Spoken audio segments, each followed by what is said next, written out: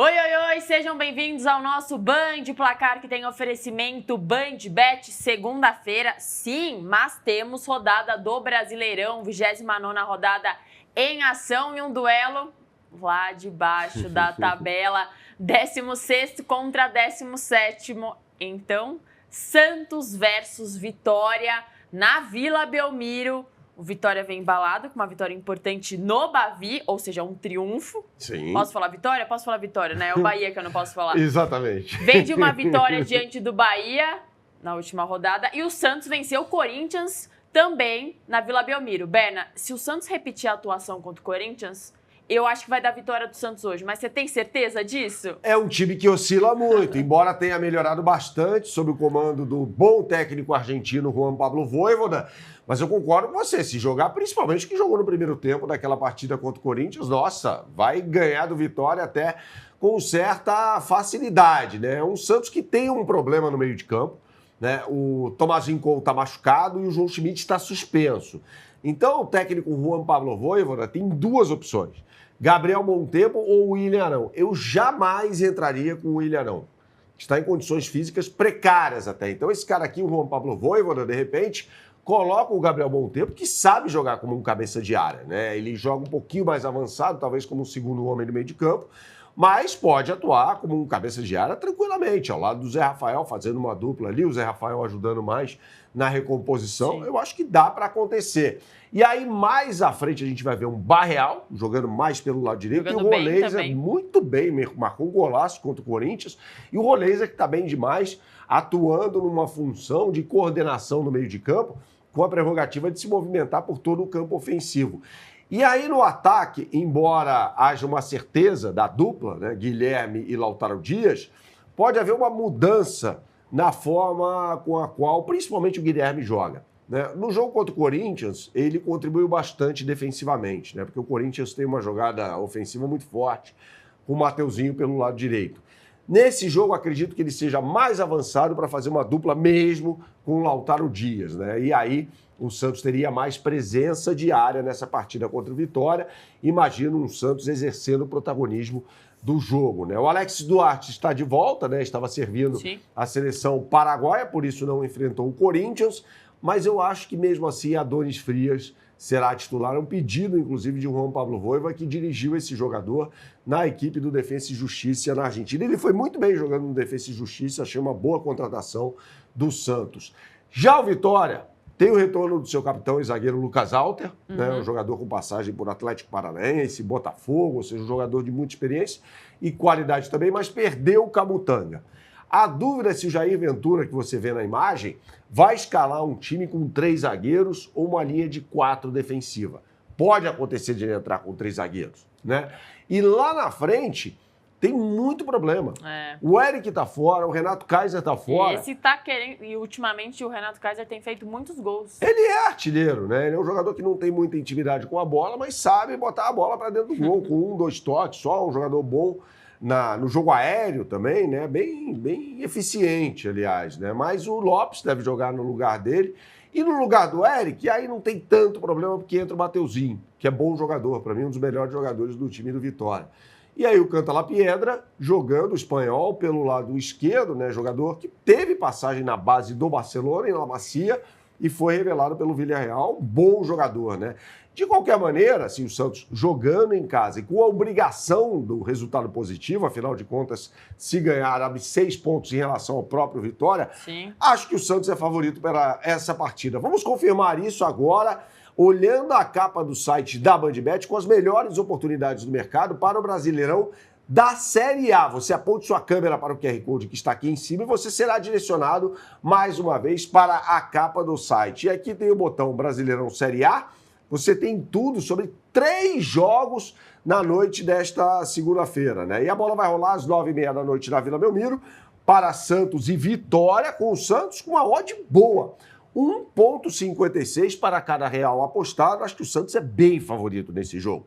O Vitória está pagando 6,25, Isa. O empate, 3,85. Então eu vejo aqui o Santos como favorito. Você concorda? Concordo, e será uma grande decepção o empate, por exemplo. O empate para o Santos é decepção. Decepção, porque aí manteria os 3 pontos em relação ao Vitória, o que é muito pouco, né? E o torcedor do Santos não quer ver uma reedição de 2023, quando a equipe acabou sendo rebaixada pela primeira vez para a Série B do Campeonato Brasileiro. A bola vai rolar às 9h30 para Santos e Vitória. Grande jogo pelo Campeonato Brasileiro, ali na parte de baixo da tabela. E na parte de baixo da tabela também tem Premier League, logo mais às 4 horas da tarde, ou seja, mais cedo no horário de Brasília, um duelo de desesperados. Acho que o West Ham, que joga em casa, no London Stadium, ainda mais desesperado. Que papelão do West Ham nessa temporada, viu, Isa? 8ª rodada da Premier League, West Ham e Brentford se enfrentam hoje, como o Berna falou, às 4 da tarde. E os dois lá embaixo na tabela. Meu Deus, que situação do West Ham. Os dois querendo se afastar na zona de rebaixamento, mas esta não é a realidade. Os dois vêm de derrota, inclusive, na última rodada. Claro que enfrentaram 2 gigantes. O West Ham perdeu para o Arsenal e o Brentford perdeu para o City. Mas, de qualquer forma, precisa tirar ponto de qualquer forma nessa situação. E o Lucas Paquetá, Berna, a gente precisa dele na Copa do Mundo e o time dele não vive o melhor momento. E ele também não. Assim, se a gente olhar para esse time do West Ham, pode muito mais. Assim, a diretoria perdeu muito tempo com o Graham Potter, um técnico que não deu certo, mas fez toda a pré-temporada com ele para demiti-lo logo no início da temporada. Ou seja, houve um erro de planejamento. E aí contrata um treinador com um perfil completamente diferente, que é o português Nuno Espírito Santo, que por sua vez foi demitido do Nottingham Forest. Então, a gente vê aí uma falta de coerência absoluta na diretoria do West Ham, né? E é um time que tem bons jogadores, pode fazer muito mais do que isso. Tem, inclusive, jogador da seleção inglesa, o Jared Bowen, que atua no ataque pelo lado direito. Muito bom jogador. A gente olha para a linha ofensiva do West Ham e vê muita qualidade. Bowen, Paquetá, Matheus Fernandes, Somerville, jogador holandês pelo lado esquerdo, e o centroavante, que é o Callum Wilson, que era titular durante um tempo, antes do Isaac, do Newcastle, e foi contratado para essa temporada. Então não tem porquê o West Ham estar agonizando na zona do rebaixamento. Os 2 laterais são bons também, o Wan-Bissaka, jogador do Manchester United, e o Hadi Diouf, senegalês, pelo lado esquerdo. Então não tem porquê. Assim, a gente olha para o que os técnicos, né, e eu falo de Graham Potter e no Espírito Santo, têm à disposição, e é injustificável, é inconcebível essa classificação do West Ham na tabela da Premier League. Então dá para esperar muito mais. Eu acho que em algum momento esse time do West Ham vai jogar com 3 zagueiros. Vai melhorar. Né? Vai jogar com 3 zagueiros para reforçar o seu sistema defensivo, que é uma peneira, e tem um jogador que está acostumado a jogar dessa forma, que é o Kilman, zagueiro, que atuou assim no Wolverhampton, né? Foi contratado a peso de ouro e tal, e jogando numa linha de 4 com 2 zagueiros, ele é um cara que vem estranhando um pouco essa forma de jogo, tá? Do outro lado, tem o Brentford, que fez temporadas excepcionais na Premier League, mas perdeu o seu técnico, que era o seu principal destaque, o Thomas Frank, que foi dirigir o Tottenham, faz uma campanha bem irregular também na equipe do norte de Londres. E tem esse cara aqui, que é um vencedor, Jordan Henderson, foi capitão do Liverpool, do grande Liverpool, campeão de tudo entre 2019 e 2020, ex-capitão da seleção da Inglaterra, que foi para o futebol da Arábia Saudita para jogar. Foi para Sauditão. Jogou no Al Ettifaq e retorna ao futebol inglês para atuar pelo Brentford, né? Então, um jogador de muito destaque, já está na fase final da carreira, evidentemente, mas ainda é muito competente. Eu vou destacar outro meio-campista, Damsgaard, né? Um jogador que atua mais pelo lado esquerdo, ao lado, um pouquinho à frente do Jordan Henderson, né? Que é capaz de criar boas jogadas para a equipe visitante dessa partida, que vai jogar com 3 zagueiros. O técnico é um novato, como era o Thomas Frank, o Keith Andrews, um técnico irlandês. Então esse é o perfil do Brentford, né? Uma equipe pequena de Londres que contrata técnicos com perfis bem mais modestos, né? Não tem um orçamento muito grande a equipe de Londres, né? Um time pequenininho. Londres é uma cidade que tem muitos times, né, Isa? E o Brentford é só mais um deles. E o West Ham que não fica esperto hoje, Berna, porque o Brentford tem uma jogada muito conhecida e de longo tempo, que é quase o Cucabol, né? Eles gostam de arremessos longos de lateral.